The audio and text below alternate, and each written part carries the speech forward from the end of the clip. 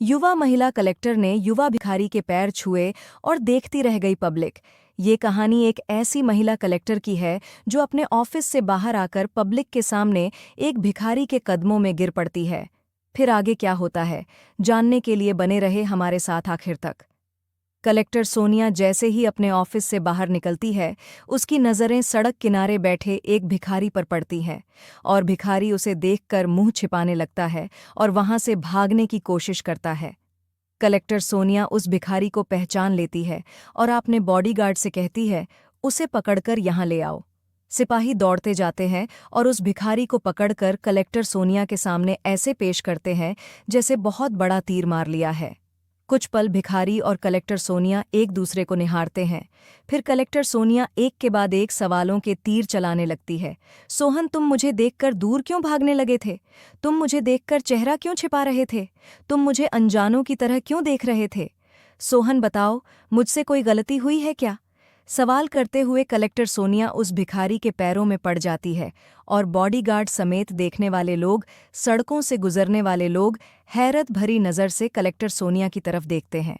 सोहन कहता है, मैडम, मैं सोहन नहीं हूँ, आप मुझे गलत समझ रही हो, शायद आपको कोई गलतफहमी हो गई है।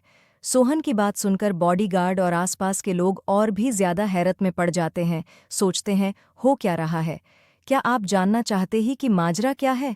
तो सुनिए साथियों, एक शहर में एक छोटा सा परिवार था, पति पत्नी और इकलौती एक सोनिया नाम की बेटी। सोनिया 5वीं क्लास में पढ़ती है और उसके माता पिता दोनों खेतों में मजदूरी करते, उसी से अपने परिवार की नैया चलाते और बेटी को पढ़ाने पर ज्यादा जोर देते। एक दिन जब सोनिया स्कूल से घर लौटती है तो उसे घर के सामने भीड़ दिखाई देती है और सामने पड़ी 2 लाशें। करीब आने पर सोनिया को पता चलता है कि उसके माता पिता की सड़क हादसे में मौत हो जाती है। गांव के लोग सोनिया के माता पिता को आखिरी बार विदा कर देते हैं। घर वापस आने के बाद लोग आपस में चर्चा करने लगते हैं कि अब इस लड़की का क्या होगा, इसे कौन संभालेगा, इसके फ्यूचर का क्या होगा, इसकी परवरिश कौन करेगा। पास में खड़ा उस लड़की का चाचा हाथ ऊपर करके कहता है कि मेरी भतीजी की परवरिश मैं करूंगा, लेकिन उसकी नीयत सोनिया के मकान पर होती है।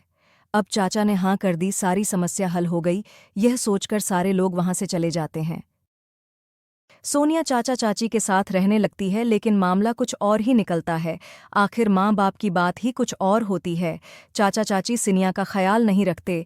धीरे धीरे वक्त बीतता जाता है और उसी रफ्तार से सोनिया पर चाचा चाची का जुल्म बढ़ता जाता है। कुछ दिन बाद जालिम चाचा सोनिया की पढ़ाई भी बंद कर देते हैं। चाचा यह सोचकर उसकी परवरिश का जिम्मा उठाता है कि सोनिया उनके घर में रहने आ जाएगी और सोनिया का घर बेचकर खा जाएगा। लेकिन चाचा चाची का प्लान तब फेल हो जाता है जब सोनिया अपने ही मकान में रहती है। इसलिए वे अपनी नाजायज़ तमन्ना पूरी करने में नाकाम रहते हैं। तब सिनिया पर जुल्म करने लगते हैं। एक दिन भूख से परेशान सोनिया बाजार निकलती है और देखती है कि कई लोग भीख मांगकर गुजारा करते हैं। सोनिया के पास कोई रास्ता नहीं था और उसे पढ़ाई भी पूरी करना होती है, इसलिए वो भी फैसला कर लेती है कि भीख मांगकर अपना गुजारा कर लेगी। और इस तरह सोनिया के नई जिंदगी की शुरुआत होती है।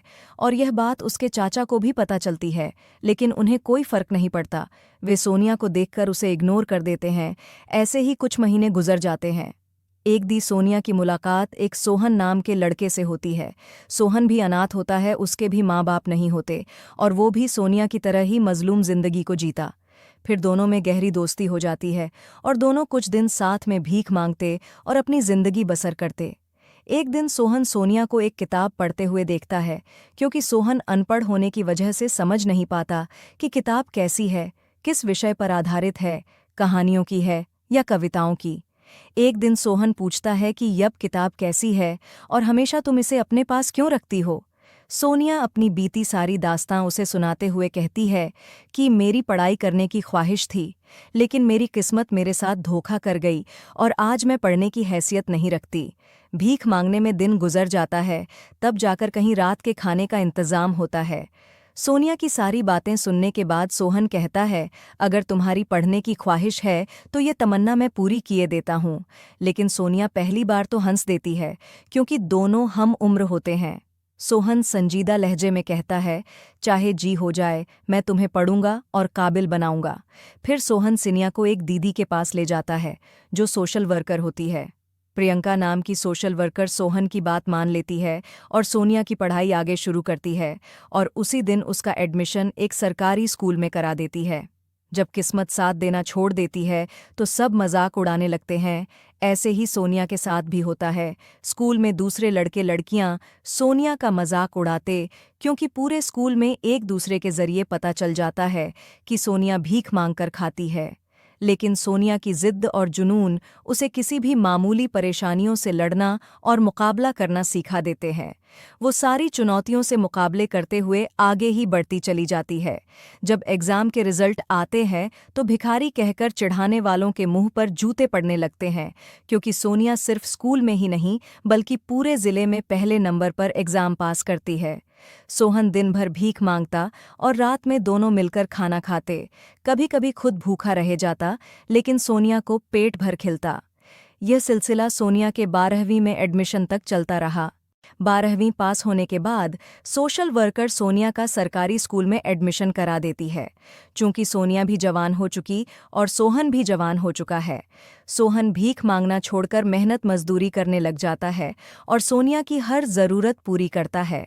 इसी तरह सोनिया का ग्रेजुएशन भी कंप्लीट हो जाता है। फिर सोनिया यूपीएसएससी करने का मन बना लेती है। चूंकि यूपीएसएससी कोई आसान पढ़ाई नहीं है, इसलिए सोनिया सोहन से कहती है, क्या यूपीएसएससी करने में मेरी मदद करोगे? तो सोहन कहता है, जब तक तुम कामयाब नहीं हो जाती, मैं तुम्हें हर कदम पर साथ दूंगा, बेशक तुम कामयाब हो जाओ। इस बात पर सोनिया कहती है कि तुम्हें पता नहीं, ये पढ़ाई करने के लिए मुझे दूसरे शहर जाना पड़ेगा और मुझे वहीं से पढ़ाई पूरी करनी होगी। सोहन कहता है, तुम इस बात की चिंता छोड़ो कि खर्च कैसे पूरा होगा, बस अपनी पढ़ाई पर ध्यान दो, मैं सब कुछ इंतजाम करता रहूंगा। यह सोनिया और सोहन की आखिरी मुलाकात होती है और सोनिया दिल्ली कोचिंग के लिए चली जाती है। चूंकि बचपन से पढ़ाई का जुनून और जिद्द ने सोनिया को यूपीएसएससी में भी कामयाब कर दिया था, वो बेइंतहा खुश थी। सोनिया दिल्ली से फ़ोन कर सोशल वर्कर प्रियंका से कहती है कि सोहन को बता देना, मैंने यूपीएसएससी पासन कर लिया और जल्द ही लौट आऊंगी। ऐसे ही और कुछ दिन बीत जाते हैं और सोनिया कलेक्टर बन जाती है और यह खुशखबरी सोहन को देने के लिए कहती है। सोहन भी मैडम प्रियंका से मैसेज मिलने पर बहुत खुश होता है, लेकिन कहीं ना कहीं उसके दिल में डर भी बैठा होता है और खुशी के बाद नाराज़ी के साथ वो वहाँ से लौट जाता है। सोहन को लगता है कि अगर लोगों को पता चलेगा कि उसकी कमाई से सोनिया कलेक्टर बनी है तो लोग क्या कहेंगे और सोनिया की क्या इमेज रहेगी। ये सोचकर सोहन शहर छोड़कर वहाँ से चला जाता है और दूसरे शहर में मजदूरी कर अपनी जिंदगी की गाड़ी आगे बढ़ाने लगता है। सोनिया शहर से वापस आकर सारा गांव छान लेती है, लेकिन उसे सोहन कहीं नहीं मिलता। वो मायूस हो जाती है और 24 घंटे सोहन की याद में बिताने लगती है। सोचती है कि आखिर सोहन गया तो कहाँ होगा। लेकिन सोनिया बचपन से ईमानदार और खुददार होती है, इसलिए वी सोहन के इंतज़ार में 1 साल पूरा कर लेती है। 1 साल बाद सोनिया की पोस्टिंग किसी दूसरे शहर में हो जाती है और अचानक एक दिन ऐसा आता है जिसके बाद उसे दुनिया की हर खुशी मिल जाती है। एक दिन वह अपने ऑफिस से निकलती है तो सड़क किनारे मजदूरी की तलाश में सोहन बैठा दिखाई देता है और वह उसे देखते ही पहचान लेती है। सोहन भी उसे पहचान लेता है, लेकिन नज़रें चुराकर वहाँ से भागने की कोशिश करता है। लेकिन कलेक्टर साहिबा अपने बॉडीगार्ड को उसे पकड़कर लाने का हुक्म देती है। सिपाही जब उसे पकड़कर लाते हैं, पहले तो वो पहचानने से ही इनकार कर देता है, लेकिन सोनिया उसके सामने हाथ जोड़कर बैठ जाती है और कहती है, क्या मुझसे कोई गलती हुई है तो मुझे माफ़ कर देना, मैं पिछले 1 साल से तुम्हें हर जगह ढूंढ रही थी। सोहन को लगता है कि सोनिया बिल्कुल भी बदली नहीं और उसे मेरी गरीबी से भी कोई दिक्कत नहीं है।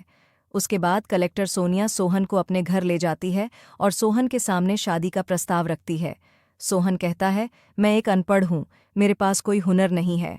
तब सोनिया कहती है, तुम मुझसे कई ज़्यादा महान हो, तुम में इतनी ताकत है कि तुम एक भिखारी को कलेक्टर बना सकते हो। इस बात पर सोहन राज़ी हो जाता है और दोनों शादी कर लेते हैं। तो साथियों, ये थी आज की दिल छू लेने वाली कहानी।